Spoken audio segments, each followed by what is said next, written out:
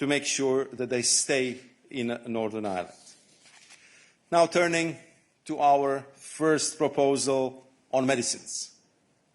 You may recall that during my visit to Belfast in September, I said that for my part, I would do whatever it takes to guarantee the uninterrupted long-term supply of medicines from Great Britain to Northern Ireland. And indeed, we have completely turned our rules upside down and inside out to find a solid solution to an outstanding challenge. That involves the EU changing its own rules on medicines. In practice, British wholesalers of medicines will be able to continue supplying Northern Ireland from their current location in Great Britain. They will not need to relocate infrastructure, including testing facilities or regulatory functions, to Northern Ireland or the European Union. This means, for instance, that Great Britain can continue acting as a hub for supply of generic medicines for Northern Ireland, even though it is now a third country. We are ready to put forward a legislative proposal to this end. Turning to the second part of our package, the area of public, plant and animal health and the movement of sanitary and phytosanitary goods from Great Britain to Northern Ireland. We are talking about a significant range of retail goods that would be for sale to end consumers in Northern Ireland only. These would benefit from both simplified certification and an approximately 80% reduction of checks and controls required today. Let me illustrate what this means. Imagine you are a Northern Irish business importing products of animal origin like yogurt, cheese or chickens from Great Britain. More than 80% of the identity and physical checks previously required will now be removed. This will significantly ease the process for bringing food supplies from Great Britain to Northern Ireland. Similarly, a lorry transporting different food products like dairy, meat, fish, fruits and vegetables from Great Britain to supermarkets in Northern Ireland will now just need one certificate stating all goods of different types, class or description meet the requirement of EU legislation. So if you are transporting 100 different food products, only one certificate is needed instead of 100. For all this to work in practice, however, the UK government needs to do its part. For example, by ensuring that permanent border control posts are up and running as agreed a long time ago. We also need specific safeguards in place, like clear labels and the ability to monitor every link of the supply chain. We are showing great flexibility, but the remaining controls must be done properly. I believe, and it's understandable, that in this way we want to protect the integrity of our EU single market. We are similarly ambitious in the third part of our package concerning the customs area. Here we propose to expand the scope of the existing scheme on goods not at risk of entering the EU single market to a wider group of businesses and products. For example, more small and medium-sized enterprises could benefit from this scheme, while goods covered by this scheme are free of customs duties because they stay in Northern Ireland. We also propose to cut in half the customs formalities and processes that are required today for these goods. For instance, a Northern Irish car dealer ordering car parts from Great Britain will only need to provide basic information to the customs authorities, such as the invoice value of the car parts and the parties to the transaction. Once again, up to 50% of the current formalities will be removed. This is possible if the right safeguards are put in place, ranging from the real-time access to databases to better market surveillance to a termination clause. Combined with our proposed solutions in the area of sanitary and phytosanitary rules, this will create the type of express lane vastly facilitating the movement of the goods from Great Britain to Northern Ireland. And lastly, in response to a clear and strong demand on the ground, we are proposing ways to enhance the participation of Northern Irish authorities and stakeholders in the implementation of protocol while fully respecting the UK's constitutional order. Our proposed solutions aim to improve the exchange of information by establishing structured dialogues between various stakeholders and the European Commission. Northern Irish stakeholders would be invited to attend some meetings of the specialised committees, and we also aim to create a strong link between the Northern Ireland Assembly and the EU-UK Parliamentary Partnership Assembly. Before I conclude, let me reiterate that with this robust package of practical, imaginative solutions, we can continue to implement the protocol on Ireland, Northern Ireland, for the benefit of all communities on the ground. It not only cements stability and predictability, an indispensable ingredient for the local economy to flourish, but also paves the way for enhanced opportunities. When I visited Northern Ireland in September, I met its resilient business community and civic society, and I heard about potential investors from the United States, Canada, European Union, keen to take advantage of Northern Ireland's unique position, provided there is clarity on how things will work first. Earlier today, I presented this package of enhanced opportunities to our Member States and the European Parliament. We continue to stand united behind Northern Ireland, while at the same time remaining determined to protect our internal market. Now I invite the UK government to engage with us earnestly and intensively on all our proposals. With them, I am convinced we could be in the home stretch when it comes to the protocol. It is my hope that in the coming weeks we will jointly arrive at an agreed solution that Northern Ireland truly deserves. Thank you. Thank you very much, Vice President. We'll take now a few questions. First from the room. Adam, please.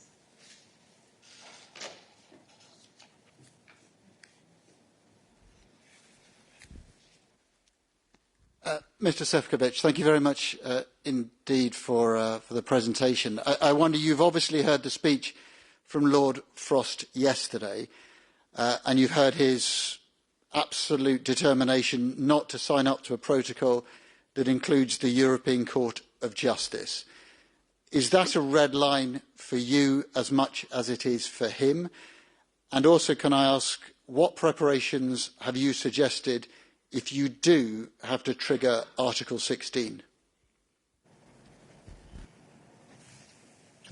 Thank you very much for that question. I think what is our aim today is to stay on positive note, to stay on the all benefits which this package and which the dual market access is offering to Northern Ireland. And I believe that what we presented today is such an appealing picture that we would really focus all our constructive and creative energy how to make this as good as possible for the people and businesses in Northern Ireland. So I want to focus on the positive agenda. I want to focus on the solutions, and I hope that Lord Frost will join me in that effort.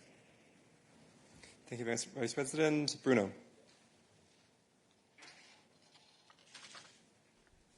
Thank you. The measures on SPS customs and even actually on medicines seem to go some way to creating almost a dual regulatory system in Northern Ireland for goods coming from the UK. That seems to be in terms of express lane and all the rest of it. So could you address that? You yourself talked about an alternative model for the protocol. That seems to be it. Yet you seem to be prepared to take a risk with Cumberland sausages, but you're not prepared to take a risk with people's dogs and cats. Why is it that you still see pet passports as being too risky, even though there hasn't been a case of rabies in mainland Britain since 1922? Thank you very much for that question. I think that here, again, very clearly I have to say that the proposals what we put on the package being to a great extent inspired by Northern Ireland Business Brexit Working Group. So the package, as you have just heard from me, was very much inspired by the very concrete challenges and the issues I heard most frequently in Northern Ireland, and the issue of the Cumberland sausages was one of them.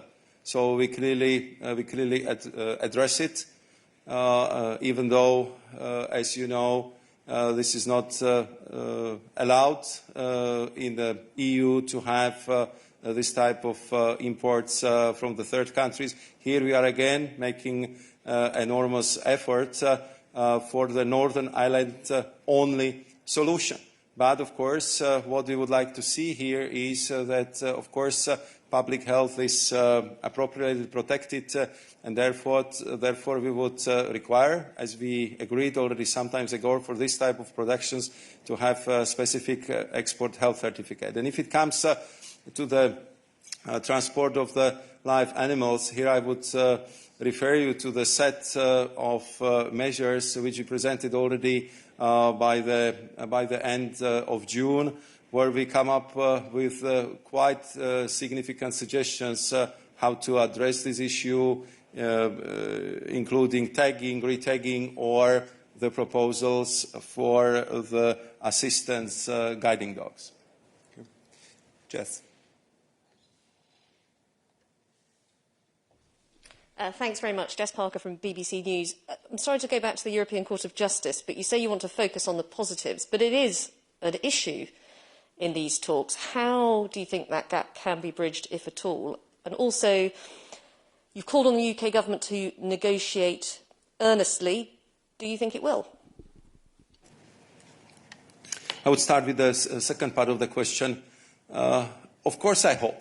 I think we invested so much effort in negotiating the withdrawal agreement, protocol on Ireland and Northern Ireland, the TCA. And I think we looked at the issue in particular on the island of Ireland with all aspects. And you've been following this very closely, so I do not have to repeat to you all the efforts, all the attempts, and all the angles which have been tested here. In the end, we found the solution which we both agreed is the best one for the future. All this was approved, ratified by UK, so it became very clearly the instrument of the international law. And we did it because I believe that we share the same goals. We share the goal of prosperity, of stability, of peace on the island of Ireland.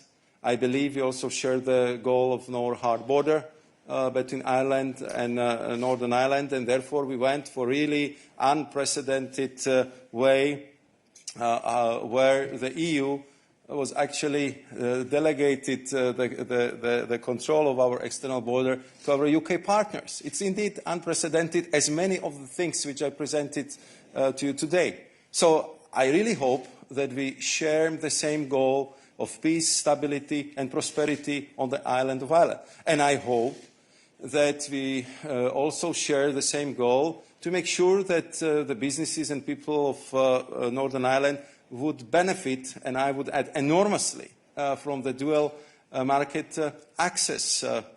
And that's something which would bring enormous pluses for the Northern Ireland economy. And I think that from this logic, it's very clear that we cannot have access to the single market without the supervision of the European Court of Justice. But I think that we should really put aside this business of the red lines, the business of deadlines, real of artificial, and we should really focus on what we hear from the stakeholders and the people in the Northern Ireland. They want us to solve the practical issues. They want to put this issue behind them. They want to benefit from this dual market use. They want to have peace and the stability. The business leaders, all of them to whom I talk me how they need legal certainty. And I fully understand that. And I think it's honestly our job, our utmost duty to deliver on that. We in the EU believe that we did it last year. Okay, there have been some teething problems, there have been some issues which clearly been arisen over the last year. And I think that you can see it from our actions that we recognize what have been the legitimate concerns, practical problems, and we are delivering on proposals how we can solve them. If I'm talking about 80% reduction checks, about half of the customs formalities to be reduced, about express lanes, about all really bespoke solutions, I think that it's quite obvious that we are really doing our utmost. And I hope that this would be reciprocated by our UK partners. Currently, our team of experts is in London presenting the elements of this package. I invited Lord Frost for lunch for Friday, where I hope we will have a chance to go deeper in this package, and I hope that we will start very, very intense process of discussions, talks on the expert, but also on the political level. And I can also tell you that it's my best hope and belief that if we do it with all the energy, I hope with constructive spirit, we indeed could be in the home stretch, and I would be very happy if we can start the new year with new agreements, new rules in place, and finally focus on what I hope will be the future, and that would be the new positive agenda for EU-UK relations. That's the attitude I'm bringing to the table, and of course I hope that this would be reciprocated by my esteemed colleague, Lord Frost. Thank you. Okay, we have time for one or two more questions. I will go to the online chat because I haven't taken any from there yet. Naomi, please. Hello, thanks very much for taking my question. Naomi O'Leary, Irish Times. Vice President Sefcovic, could you tell me, these negotiations have been going on for years now. What was the date on which, or the time, when you first heard the words European Court of Justice mentioned as a problem in regards to the protocol? Can you remember? Thanks very much. Thank you very much, Naomi, for that question. I was referring to my visit to Northern Ireland. I'm referring to it so often because for me it left me with very lasting impressions. And I really met a lot of stakeholders, and from one side I saw big positive excitement about the opportunities the protocol and dual market access represents, and many of the proposals we are putting on the table been indeed inspired by that. Actually, one of the first meetings I had in Northern Ireland with the Northern Ireland Business Brexit Working Group. I heard them from the representatives of border communities. I heard them from the political leaders I met in Stormont. I heard them from the representatives of civic society whom I met. And I can tell you that in all the meetings I had, and you've been following my visits, so you know that I had quite a few of these interactions and exchanges, and in all this discussion, the issue of the European Court of Justice was mentioned once. When I first heard about this issue, to tell you honestly, most probably it was in the command paper which was published by the UK government just before the summer break. Thank you very much. Joe, over to you next, please.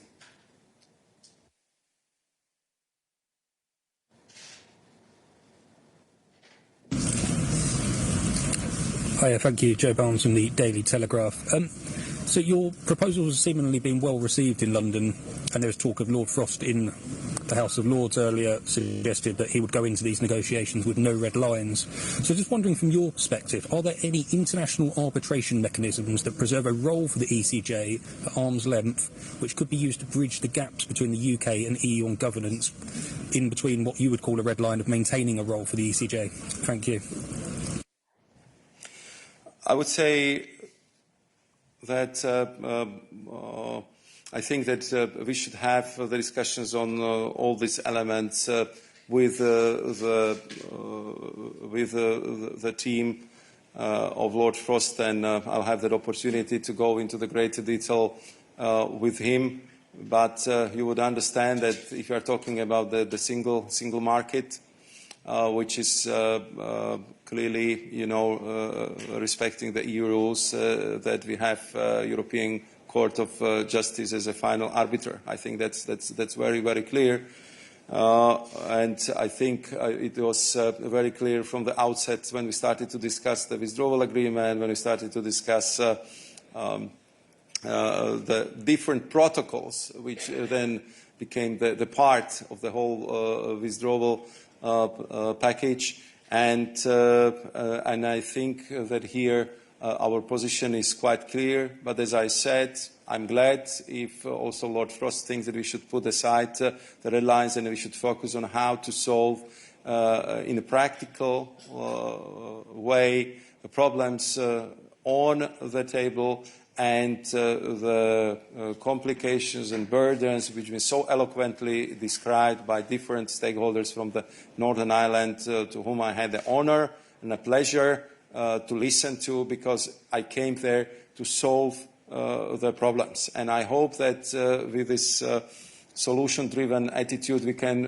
really resolve all difficult issues which have been presented to me in various interactions I have with the Northern Irish representatives. And I think that this is the area that should be the focus upon which we should really channel all our positive energies. Thank you very much. I'm afraid that's all we have time for this evening. Just to let you know that all documents and press material are available online. Thank you very much and have a nice evening. Thank you.